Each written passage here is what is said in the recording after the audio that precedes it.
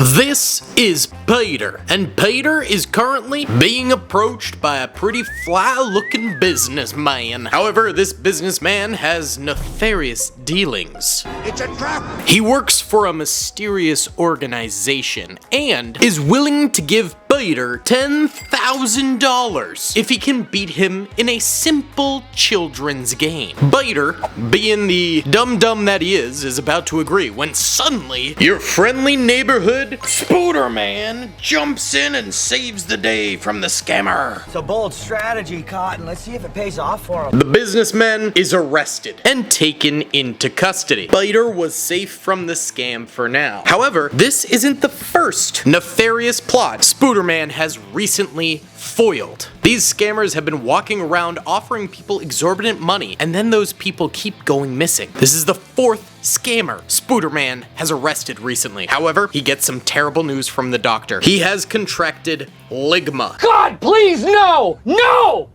No! No! And must be studied for the next month. Ligma is quite a serious disease, and if he's not careful, Spider-Man could die from ligma. So therefore, the ring of scammers can continue to make people disappear without Spider-Man's interference. But who's behind all of this? That would be this man here, the front man, the mastermind behind the Squid Games. A series of challenges fought over by the less fortunate, such as Peter, for the entertainment of the elite mega wealthy. They're eating the dogs. They're eating the cats. Who placed bets, ate snacks, and watched the games from a private viewing room. And the front man was about to start the new Squid Games, so he gathered up his contestants. A large group of people, some young and some old, all looking for the chance of a better life. But, of course, once they find out what these games are really about, they're gonna need to stay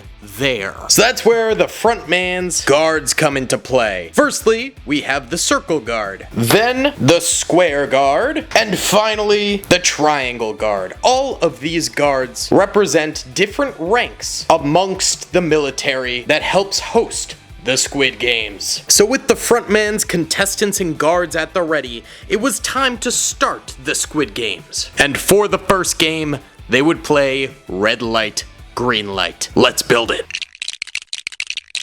And here we have our arena. The doll in the front here, of course, with the stop clock to let the contestants know how much time they have, a sniper rifle to kill anyone who moves during red light, green light, and 2 guard overseers. Now, the doll in the back, you might think is not real Lego. However, Lego minifigures didn't always look like this. They used to actually look like this in the 1970s. You would build their body out of blocks, and then you had the head and the arms. It just so happens it makes for the perfect Squid Games doll character. Yeah, baby. They're not even that rare if you want to buy your own. They're pretty cheap. But of course, red light, green light is probably the deadliest game in the Squid Games, as it eliminates the vast majority of contestants early on. And the few that did survive would have a big decision coming up. The guards rounded up the remaining Squid Game contestants, and they were faced with a choice. A small console was brought up, had a green circle and a red circle. To press green meant to go home and abandon the games. To press red meant to continue the games. Under the watchful gaze of the guards, each contestant would come up and vote. With the heavily armed guards nearby, nobody's vote could be influenced. And eventually, the people voted to go home by 1 vote by an old man. Woohoo! The PlayStation looking at guards were pissed. Not really, they just took everyone home and then brought them back later. I'm in danger. That's right, some folks chose to return to the games. They wanted that cashola,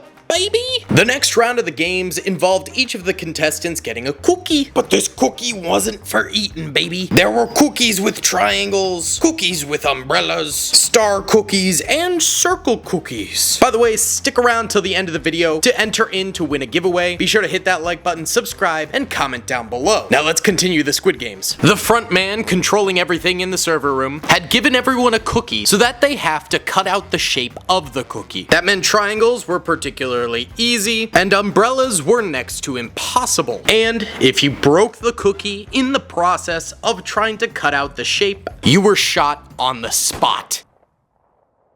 The cookie game thinned the crowd even further, making it so each challenger had even better odds of winning. Now, while all of this was going on, a police officer had snuck in and disguised himself as a guard, and was now trying to infiltrate the operation. It turned out he was actually the front man's brother, and when the police officer tried to scramble away, he was supposedly killed. Now, up until this point, Squid Game 2 is only just now coming out, so I don't know if this guy's coming back or if this plotline was completely pointless. Let me know in the comments, I don't know. Or don't spoil it for other people. I don't know, do what you want. Regardless, their next task was to execute Order 66 on the Jedi scum for the Emperor. Oh, hell no! Nah, I'm just kidding, but that'd be cool though. They actually just kind of sat around playing this marble thing, making up random rules to try and get more marbles from the other person until the other person caught a blicky to the head. Skill issue. What's up, gamers? I'm here to tell you about Instant Gaming. Instant Gaming is an amazing place where you can get some fire deals on all sorts of video games. Seriously, it's like 60 to 95% off, as you can see here. These are all of the Star Wars titles they have. They literally have every Star Wars title. You can also get XCOM here, Men of War Assault Squad 2, all of the games I play on the channel you can buy here for extremely cheap prices. If you use my affiliate link in the description, it helps me out a ton. So thank you guys for listening to this sponsorship, and thank you to Instant Gaming for continuing to sponsor the channel. Now it was time for the front man to spice things up a notch. That's where the bridge comes into play. Now in the show, the bridge is a glass bridge, but there aren't glass floor tiles in LEGO, so we have a drawbridge, but it's the same concept. A contestant would go ahead and walk across the bridge until eventually he picks the wrong square, resulting in him falling through the bridge. Just a little less dramatically than that. After some time, more and more players fall, being killed. But this isn't the only way that these players get killed. No, not just in the games themselves, but also within their very own living quarters. These players can kill themselves outside the games, and the guards will do absolutely nothing to stop them from doing so. This results in gangs being formed and all-out rampages happening throughout the barracks. But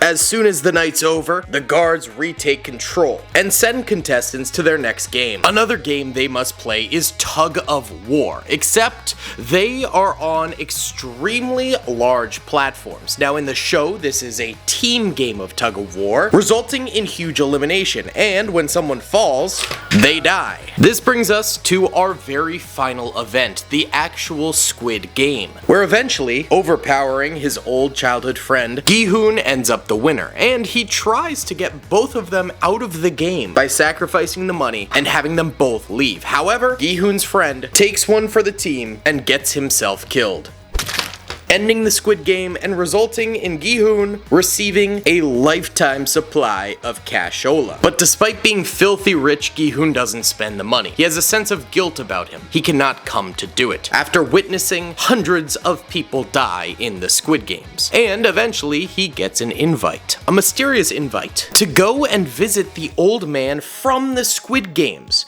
who he had befriended. This old man, turns out, actually invented the Squid Games and wanted to join in because he was dying and wanted to live a little. This obviously upset Gi-hoon quite a bit because others were desperate and he was just there to have some fun. Gi-hoon, taking this moment, leaves and dyes his hair red for some reason. I never really understood the symbolism of this, but hey, he's got red hair now. And that's the end of Squid Game Season 1. And for today's LEGO giveaway, we're going to be giving away one of the Squid Game guards with a UMP45. All you gotta do to enter in to win the giveaway is hit the like button, subscribe, and comment down below, are you excited for Squid Game Season 2? And if you've never seen Squid Game, comment what you got for Christmas. I don't know, whatever you want. So guys, I'll be watching Squid Game Season 2. I don't know if it can live up to Squid Game Season 1 though. It seemed like a series that really only needed one season. But either way, thanks for watching. I'll see y'all in the next one.